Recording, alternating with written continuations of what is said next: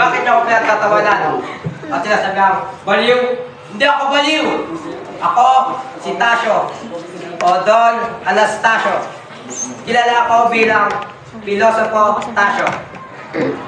Nanggaling ako sa mayamang pamilya. Mayaman ang aking ina. At hilig ko mag-aral. Tinawag akong pilosopo ng mga taong nakakaunawa sa akin. And samantala naman, ang mga taong tumatawag sa akin baliw, ang mga nahihirapan akong unawain.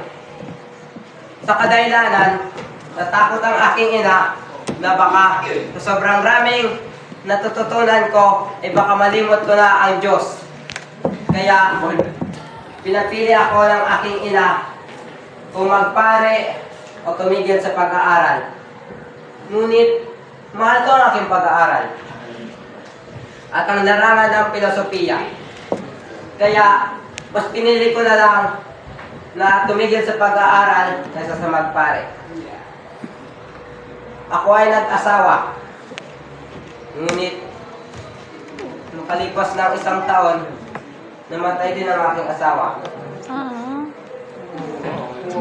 Sumunod ang ilang taon, sumunod ang aking ina. Labis ang pagwawala ng aking minamahal sa buhay.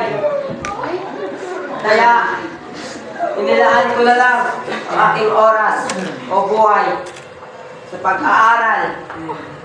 Dahil, sabi ng aking ina, nung siya ay nabubuhay pa, ang pag-aaral ay isang importante at tanging yaman na may papamana niya sa akin.